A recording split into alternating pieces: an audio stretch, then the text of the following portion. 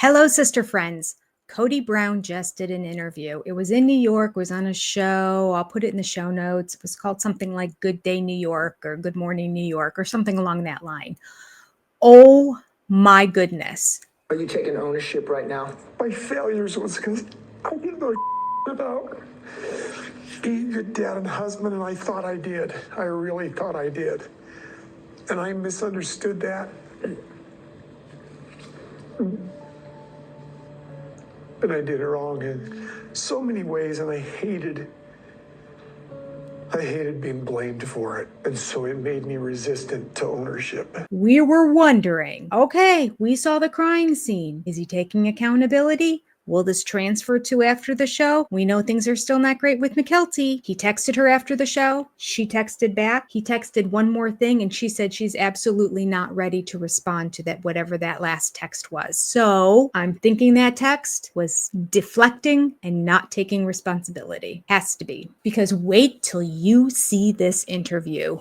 Oh my goodness. Here we go. Let's break it down. There's a lady and a man interviewing. I'm just going to call her lady and man because I don't know who they are. The first question that the lady asked was, did you have genuine growth on this show? Or did the things you do where it was at just like for attention? So the crux of the question is, did you grow? Here's Kody's response. When you're talking about attention, I got a big mouth and it runs all the time. So That's just who I am. That's my personality. Deflect. it's sort of like, I don't care if you give me attention or not, I'm still talking to you. I'm still going to keep talking. That's all I do is talk. I talk and talk and talk. You can listen, you cannot listen, but I'm just going to talk because I can't listen. These don't work, but this does. It's just a kind of part of my disposition, I guess. So, no, I wanted to go there and really get the challenge. Like, I was expecting more physical, even though they kept telling me it's going to be mental. I was expecting more physical, so I wanted to show that I still had it. No response to, did you find growth on the show? Nada. Oh, wait, it gets worse. But first, Kody's going to make a point to talk about how tough he is, and this show, not tough enough for Mr. Kody Brown. I pulled my hamstring on day 3. I had a fist-sized bruise, or tore it. I tore my hamstring on day 3, and I had a big fist-sized bruise back of my knee. That was physical. So the hamstring story that we heard, partially true. Kody here says he did tear his hamstring. It was on day 3, but he stuck it out. Very possible because we do know that Andrew East broke a rib on the show, kept going. Kody was able to keep going because he had assistance, he had help, he had guidance. Did he go to medical for this? No. He went to the coach they had on set. Coach? What coach? Christy Rampone, the soccer coach. I'm like, Christy, you know how to run with the wounds, don't you? And she's like, yeah, this is how you do it. Kody goes on to say, I still kept going, kept my speed. The host, the guy host, manages to insult him now and say, well, I'm 57. When you don't have speed, it's easy for it to stay. You know, I'm right there with you. Like, same speed I used to be. It's slow. Yes. You know. Kody goes on to say now that it was more mentally challenging than he expected. Because of this, he eventually started getting on other people's nerves. I started to fade into day 5, 6. My mental capacity was obviously strained. Like my disposition, I was still optimistic. I mean, that was my gift the whole time, is that I was fit and optimistic, but I was irritating my peers. So it was the one person. It's so funny. I'm sure they were laughing the whole time, Kody. I would love to see the connection there. It was mentally taxing, so I annoyed other people. I mean, I don't think these things go together. That's not a normal thing. I do believe it was mentally taxing for everybody, and the other people didn't annoy each other. Only Kody was annoying people. So this is the beginning of the deflection and the blame going other places. I'm watching the show with all of you now. I'm seeing what other people are saying about me. So let's be clear. I see that I was a little bit annoying. I can see the footage. I see what I was doing. I was doing that because I was mentally taxed. Nobody else was. That's why they're all delightful to be around. But I, Kody Brown, I was mentally taxed. Excuses. How many excuses have we had already? Let's keep going. There's more. Oh, there's more. So she said, okay, well, if it was mentally taxing, who helped you with that? Because he said starting at about day 5. Ravi Patel was there. I was having a bad day, about day 3 or so, I don't remember. And I'm just like, dude, I need a hug.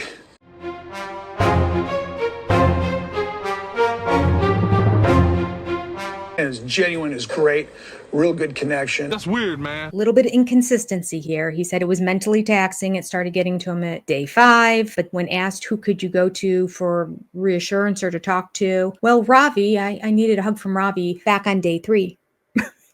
I guess it was mentally taxing from day 3. Okay, fine. You know, tomato, tomato, potato, potato. It's just when you listen to Kody answer questions, it's like follow the bouncing ball. I do believe he was probably a little bit annoying before day 5. Without a doubt. Now Kody's going to go on to talk about how he also went to Andrew East on the show. And we saw that. Andrew, as we've said before, sent straight from heaven. The man is annoyed by nobody. The man refuses to accept a compliment. The man would never say anything negative about anyone, even if they annoyed him. And I'm not certain if anything annoys Andrew. He's made of pure heavenly goodness. That's all I can say. So I totally believe this. I totally believe that Kody talked to Andrew a lot because, I mean, if I were there, I'd talk to Andrew a lot. He just seems like he's a built-in counselor on staff there. Except after all this time, this shows how in tune Kody is with talking to other people about their lives because, you know, he didn't know what Christy did for a career and he now does not know Andrew's name. After that, I went to Andrew West and Sean West a lot. They really helped. So East. I am Wrong so direction. sorry. I get them all the time. Yeah. As soon as you said it, I was like, huh? What?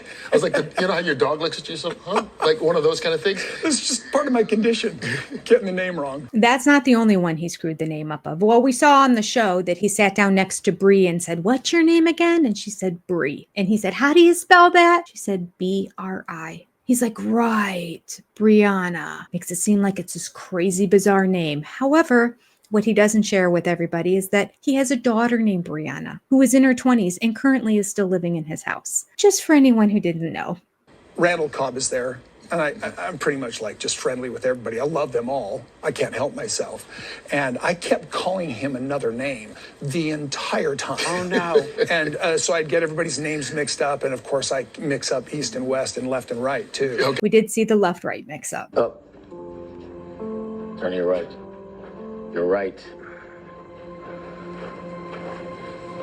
At this point, they show the clip from the scene of the interrogation where Kody does take responsibility. And then Rudy goes on to say, yeah, that resistance or the not wanting to be blamed, it's very adolescent way of looking at things.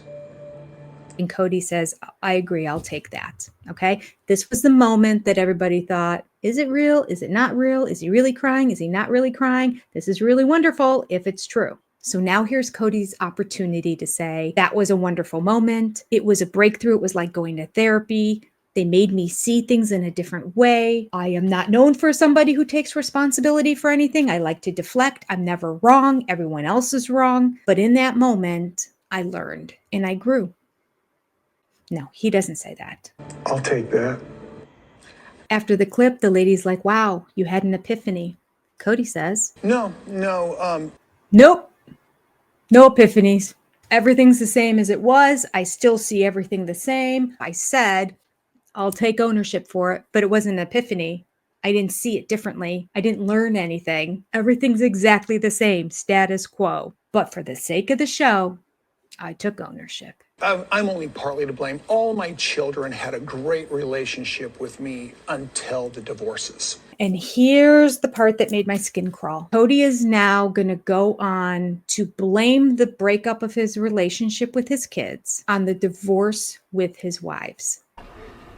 That's a damn lie. Even though the dissension and the breakup, the angst, the turmoil, the downfall of the relationship with his kids were all because of things he said and did to them before the wives left. Before. There were problems. They weren't talking to each other because of all the nasty things he said to his kids. While he still had all 4 wives, Kody keeps forgetting this. I will have to insert clips. I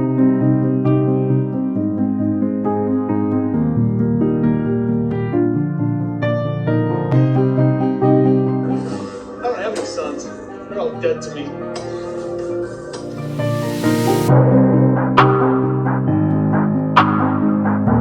I remember him saying something along the lines of he only cares about his minor children or something like that. So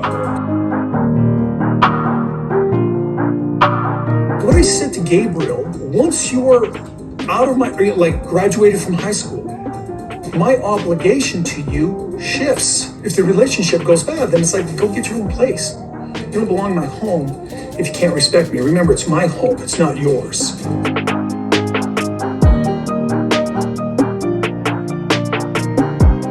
Because I can't leave my boys out hanging out. They're adults. Bye-bye.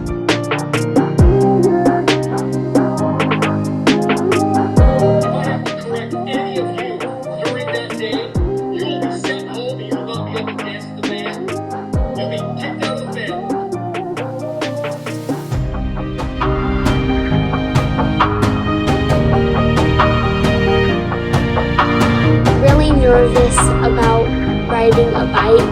I don't feel safe. Please don't ride that close to me. Dad, you're going too fast. No, please stop. Please let me stop. I don't want to do this. It's too bad. I don't want to ride a bike.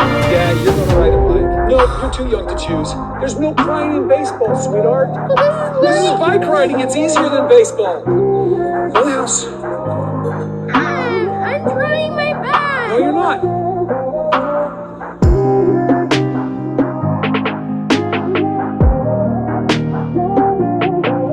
All of you are just kind of jerks. I don't want to be around you. And I'm tired of it. And I don't want to call them, and I don't want to talk to them.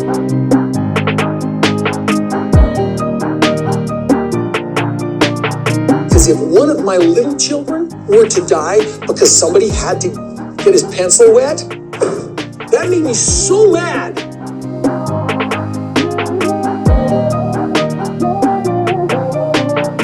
I'm not abandoning my children. They have betrayed me, inadvertently maybe. But they're kids and they're trying No, to... they're adults. They're your kids, though. I know. They're still young. But they have...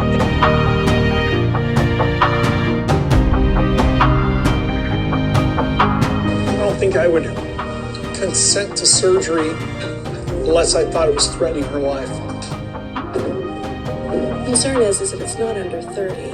By the time she's done growing, she will need surgery. It's just threatening her self-confidence. It's all just rhetoric. I don't really want to go back to doctor camp anymore. I'm not interested in surgery, and so this is our last visit.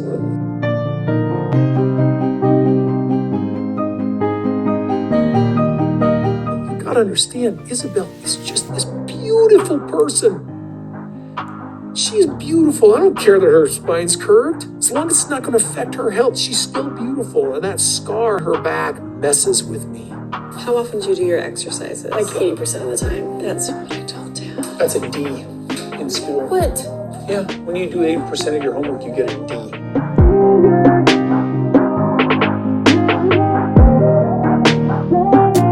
The surgery, I don't think I'm going to be going. I'm not going to travel to, I'm not going to go there, okay? Do we send Isabel by herself?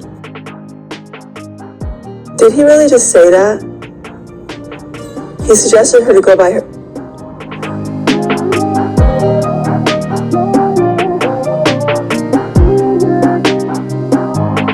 Kody, I'm not making it. You haven't even talked to Savannah in 6 weeks.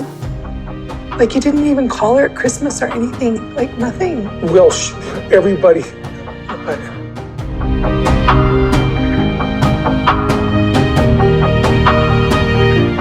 Blah, blah, blah, blah, blah. Vomit more Bowden. Vomit more Bowden. God, I'm just sick of it. What now? Okay. So when the divorces happened, the children were the victims of the divorce, and they had to pick sides. Lies. They did not have to pick sides. If we have, oh my gosh, we probably have 20 clips of Christine saying, I want my kids to have a good relationship with him. I keep telling my kids to have a relationship with him. I keep telling them to reach out. I want my kids to have a good relationship with him.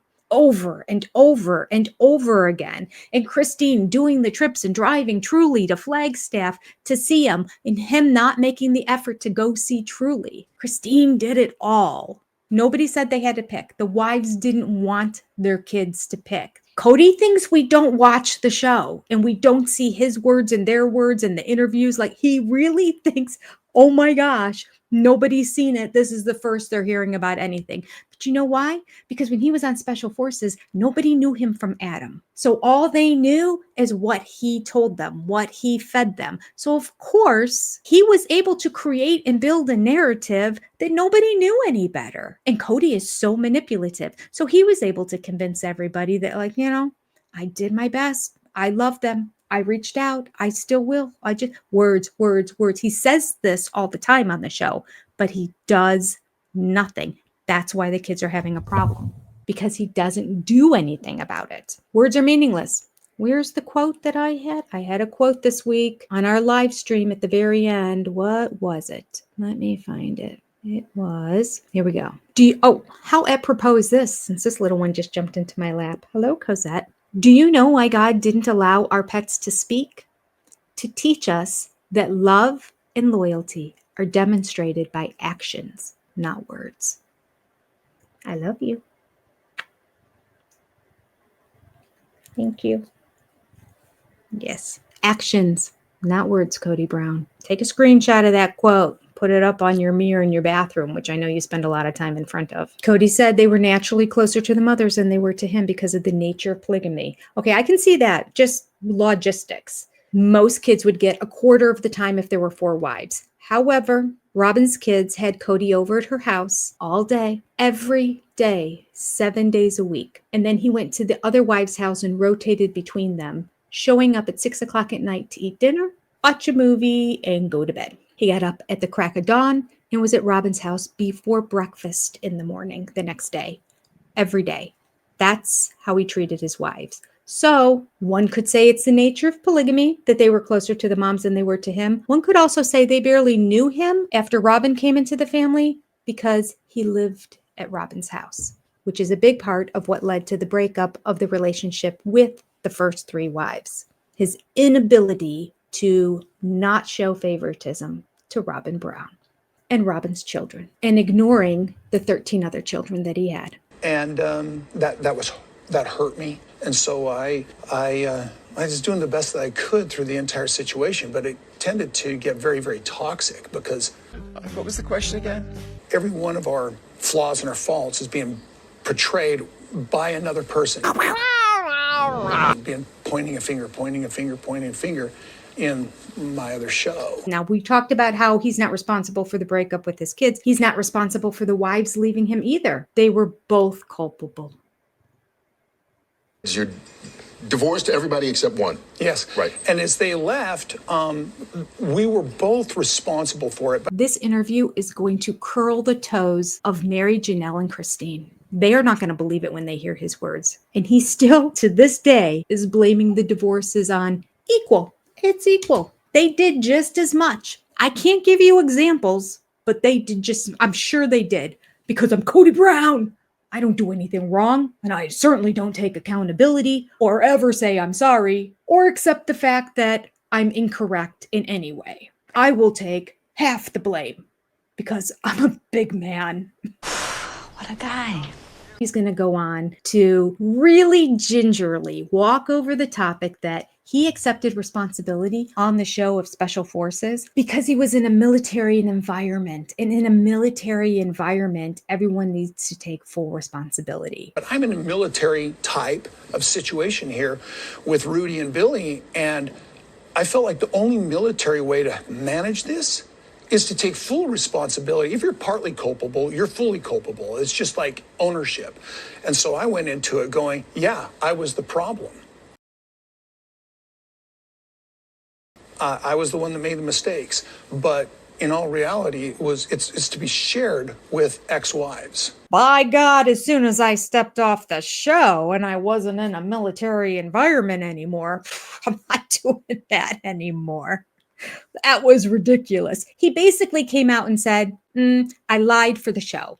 I lied for the show because as I sat there in interrogation and they kept telling me I have to take full accountability for my actions, I'm like, all right, if I have to, I'll say the words. But that's not real life. I'm not really in the military. So now that I'm in the real world, back to the way it was. Their fault. At worst, I'll take half the responsibility. He's a piece of work. I almost feel like he's worse here than he was before he went on the show. So the gal's going to go ahead now and say, Kody, are your kids watching the show? In order for Kody to be able to answer that question, he would have to be speaking to his children. So let's hear what he has to say. I do not know. So you still haven't really reached out? I've got my oldest son is rooting for me. Okay, your oldest son has always been rooting for you. It's the one child that has always spoken to you. He's the Andrew East of your children. He insists on having a good relationship with 100% of the people in the family. Not like his father. That's who Logan is. And that's who Logan was before the show. So we really want to know, since the show, what progress has been made. Absolutely none. Oh, okay. Because we are now standing more than 6 months out from when it was taped. He's had a half a year to make amends. Has he? I'm just wondering if it's changed anything since, you've returned. Well, I'm reaching out. When you laugh after that, it's a lie. Anybody who's been watching the show and watching the series knows that he says, I've been trying, I've been reaching out. And then whenever specifics are asked, he's like, well, I talked to, who'd I talk to? And he can't come up with examples because these are just words. They're lies and they're just words. It's just maddening when you know the history of this man to listen to these words because they're just lies and they're words he's been saying for 5 years. He's been saying the same stuff and nothing's changed. 5 years since COVID.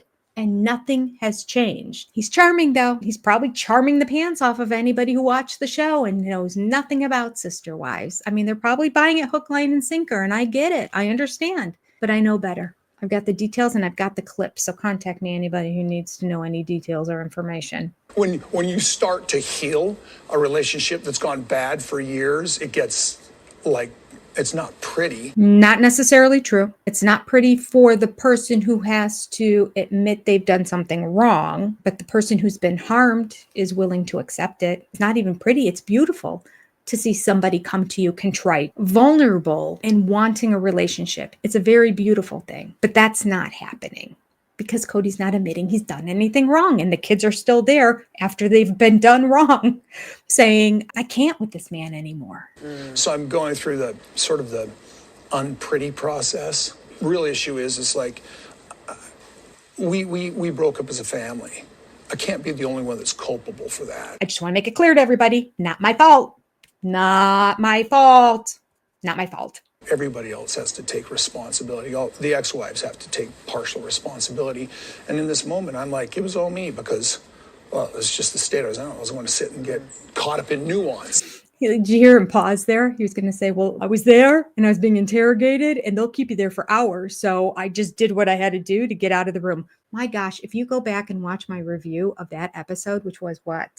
Is that episode 7? Go watch. I said those words. I think Kody Brown, in the end, said what he knew he needed to say to get out of the interrogation room. He was done with it. And sure enough, he comes right out and basically says the same thing. Now he catches himself. I mean, I said it because I was,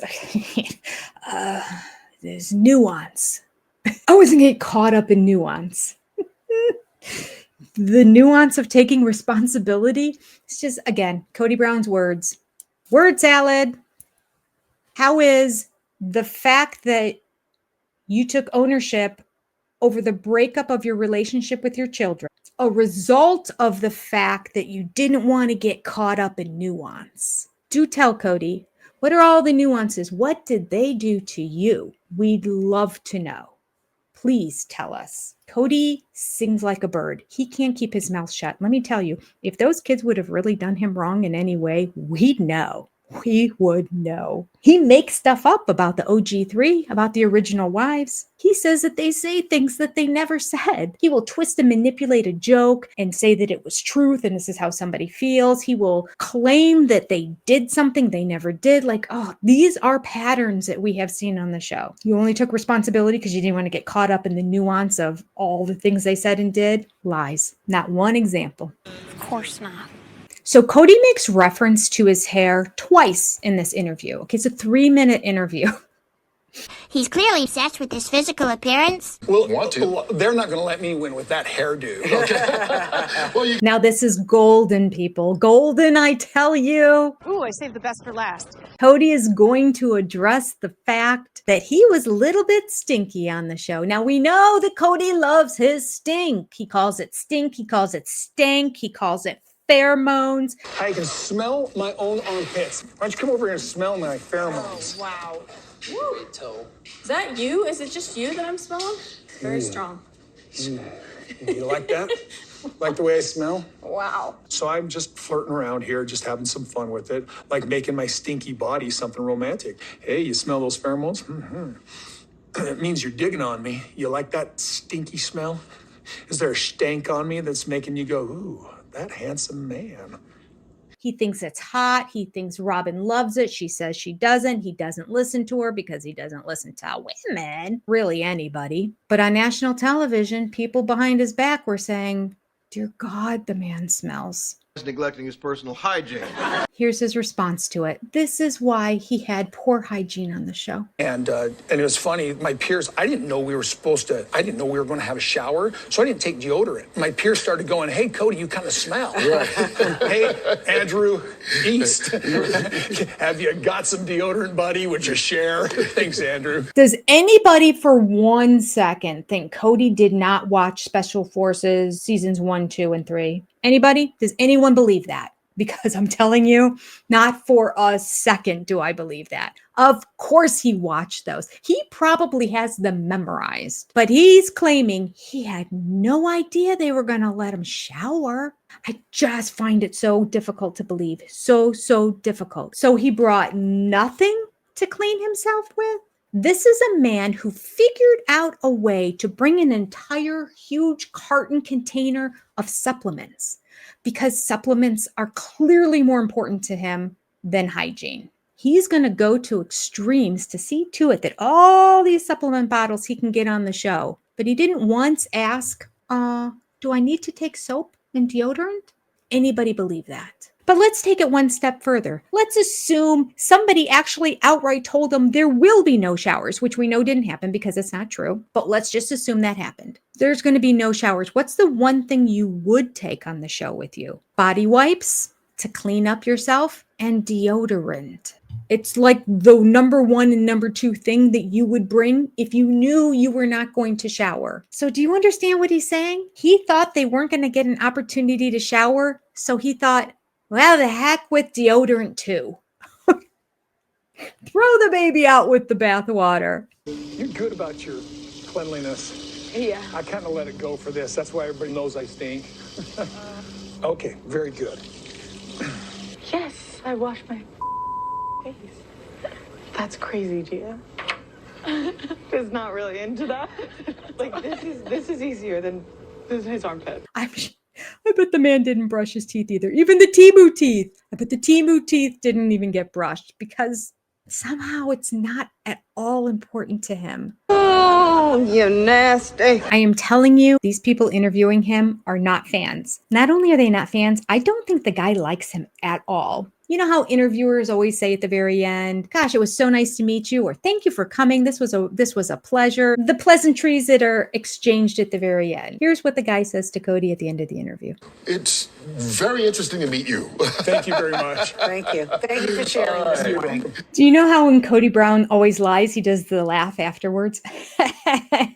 That's like the ultimate insult. There was nothing positive about it. That's like what you say when you really have an extremely negative experience. And I don't know that this was an extremely negative experience, but that's what you would say if you had negative experience with somebody and you didn't know what to say. It's like, well, this was interesting. as neutral as you can go. Oh my gosh, it speaks volumes. It was a great way to end it. All right, that's all I have for this. I'm going to quickly go and edit. I don't know when the show review is going to come out because my gosh, I'm so busy. But I'll get these out soon, and my apologies to anyone Wednesday night who was really looking forward to the reading of the revenge book and also the review of McKelty's comments on the previous episode. I just don't have time. And now I've got some more videos I have to make on top of it. Holy tamales. Okay, gotta go, gotta run. Please write down below what you thought about this. And be sure to check out the other video that I'm making from the same interview, which is Kody addressing the NDA that Mary said he wanted her to sign. Take care, God bless, adios, and I'll see you next time, sister friends. Goodbye.